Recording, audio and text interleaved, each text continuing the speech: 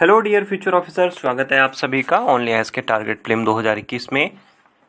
Current affairs का revision हम यहाँ करने वाले हैं एमसीक्यूज़ के थ्रू। ये करंट अफेयर्स आने वाले प्रीलिम्स 2021 के लिए इम्पोर्टेंट है। आप ओनली एस के Telegram channel only S nothing else से जुड़ सकते हैं। यहाँ आपको यूपीएससी और स्टेट पीसीएस से रिलेटेड मटेरियल गाइडेंस वगैरह अवेलेबल हो जाएगा। इन वीडियोज़ की प्लेलिस्ट ऑलरेडी बनी हुई है, आप वहाँ से चेक कर सकते हैं। ओनली आइज की तरफ से 31 मई से नया कोर्स शुरू हो चुका है जो कि प्रीलिम्स स्पेशल कोर्स है। इसमें रेगुलरली वीडियो क्लासेस होंगी और संडे को टेस्ट होगा, सीसेट की क्लासेस, सीसेट का test series, dedicated mentorship mobile और लैपटॉप में आप यूज़ कर सकते हो। अपने आप को एनरोल करने के लिए आपको जाना होगा video.onlyas.in पे। हिंदी मीडियम में भी ये कोर्स अवेलेबल है और कोई इशू हो तो आप कॉल कर सकते हो 7007931912। पहला हमें सवाल दिया हुआ है और हमें जो है वो एक प्लांट के बारे में डिस्क्रिप्शन दिया हुआ है, उस प्लांट का विवरण दिया हुआ है। पहला इसमें बोला गया है कि हिमालय जो एरिया है वहाँ पे इसे नाग छतरी के नाम से जाना जाता है। IUCN की रेड लिस्ट में इसे एंडेंजर्ड घोषित किया गया है। ये पौधा हिमाचल, जम्मू कश्मीर, सिक्किम और उत्तराखंड में पाया जाता है और ये मोस्ट ट्रेडेड कमर्शियल प्लांट है। मतलब इसका जो है वो ख़रीदना, बेचना, बाइंग एंड सेलिंग होती है। 4 हमें ऑप्शंस दिए हैं: stinging nettle, Himalayan trillium, Himalayan Viagra और सप्तापर्णी। देखो ये जो है वो रिसेंटली न्यूज़ में था, यहाँ पे आप देख सकते हो। ये इस तरीके का एक पौधा होता है, हिमालयन ट्रिलियम है ये। और इसकी इम्पोर्टेंस क्या है? इम्पोर्टेंस ये है कि ये कई सारी बीमारियों में काम आता है, जैसे वाउंड हो गया, घाव है, स्किन के बॉयल्स हैं, इन्फ्लामेशन, शरीर में कोई सूजन है, सेप्सिस की बीमारी है, मेंस्ट्रुअल या फिर कोई सेक्सुअल डिसऑर्डर्स हैं, एंटी कैंसर और एंटी एजिंग एजेंट के रूप में भी इसे देखा गया है। तो मेडिसिन के एरिया में इसका काफ़ी यूज़ है। इस वजह से ये प्लांट जो है वो बहुत ही अभी इसकी वैल्यू जो है वो इंक्रीज़ हो रही है और लगातार इसकी जो है वो ख़रीदना और इसको बेचना जो है वो चालू है। और IUCN की रेड लिस्ट में ये एंडेंजर्ड की कैटेगरी में है। ऑप्शन नंबर यहाँ पे हमारा बी सही हो गया, हिमालयन ट्रिलियम।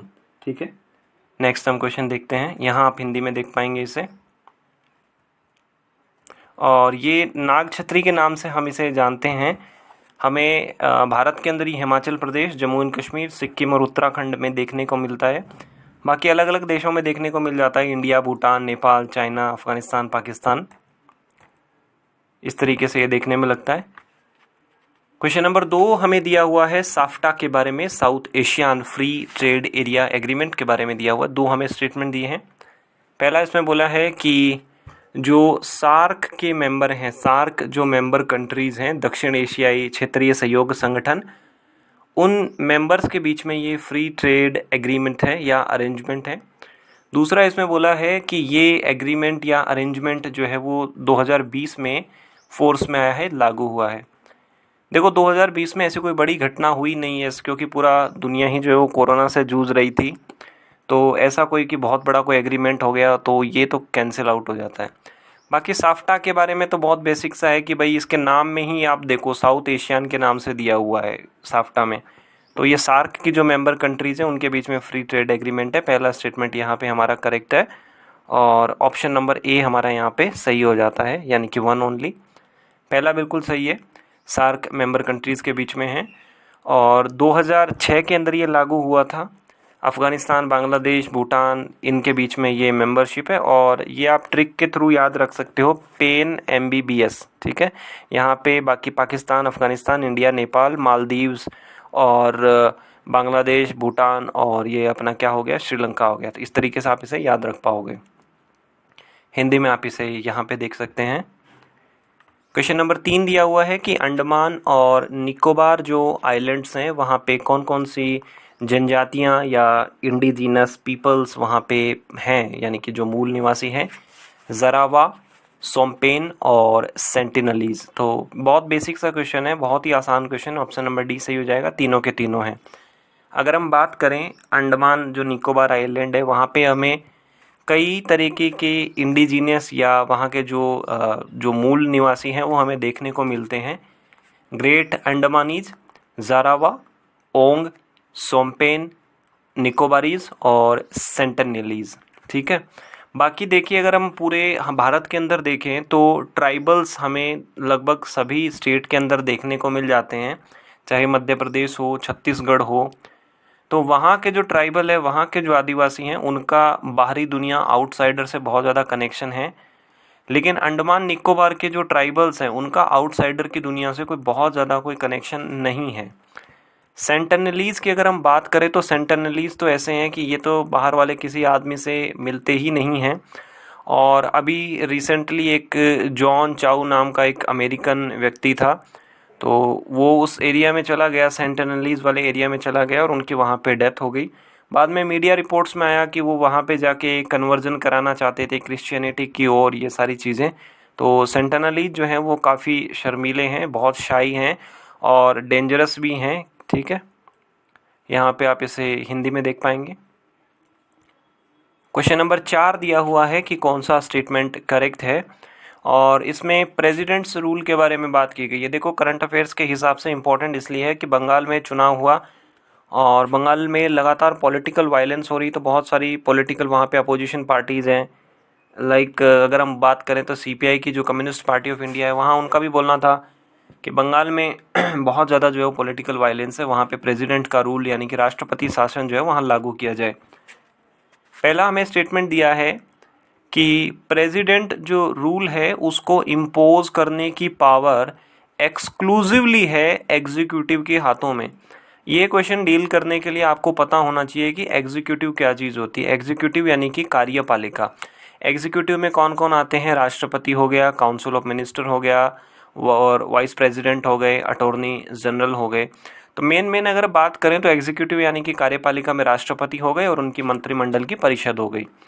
दूसरा यहाँ पे दिया है कि प्रेसिडेंट का रूल ज़्यादा से ज़्यादा 6 महीने के लिए अप्लाई किया जा सकता है, वो भी पार्लियामेंट की अप्रूवल के बाद में। देखिए, पहला स्टेटमेंट बिल्कुल सही है कि पार्लियामेंट के हाथों एग्जीक्यूटिव के हाथों में ही ये पावर है कि इम्पोज करनी है या नहीं करनी है इमरजेंसी। अब आप में से बहुत सारे लोग बोलेंगे कि भाई हमने तो बुक में पढ़ा है कि भाई प्रेसिडेंट जो हैं वो इम्पोज करते हैं। ये बात बिल्कुल सही है, प्रेसिडेंट इम्पोज करते हैं, लेकिन प्रेसिडेंट अपनी मर्जी से नहीं कर देते हैं, अपनी विम्स एंड फैंसीज पे नहीं करते हैं।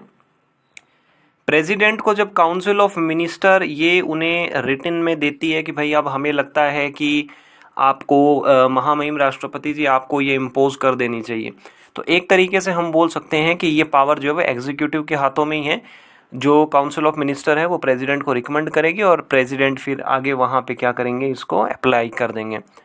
दूसरा स्टेटमेंट तो देखो बिल्कुल ही गलत है। 6 महीने नहीं है, इसकी लिमिट जो है वो 3 साल तक है। 3 साल तक प्रेसिडेंट का रूल जो है वो एक्सटेंड किया जा सकता है। ऑप्शन नंबर ए हमारा सही हो गया, वन ओनली। यहाँ पे आप इसे इंग्लिश में देख पाएंगे। ठीक है। और यहाँ पे आप हिंदी में देख पाएंगे। बस यही इंपॉर्टेंट है कि जुडिशरी कुछ बोल नहीं सकती है। जो हमारे कोर्ट्स हैं वो ये नहीं बोल सकते हैं कि भाई इमरजेंसी इम्पोज करनी है या नहीं करनी है। ये सॉलिडली जो है वो एक एग्जीक्यूटिव मैटर है। हिंदी में आप इसे यहाँ देख पाएंगे।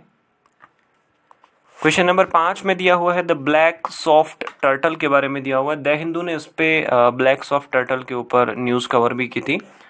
तो 2 हमें स्टेटमेंट दिए हैं। पहला इसमें स्टेटमेंट बोला है कि IUCN ने बोला है कि जो ब्लैक सॉफ्ट सेल टर्टल है वो एक्सटिंक्ट इन वाइल्ड है, यानी कि वो जंगलों से पूरी तरीके से ख़त्म हो चुके हैं, विलुप्त हो चुके हैं। दूसरा हमें दिया है कि भारत के अंदर सिर्फ असम के अंदर एक मंदिर है, वहाँ पे ये वहाँ तालाब पौंड में पाए जाते हैं।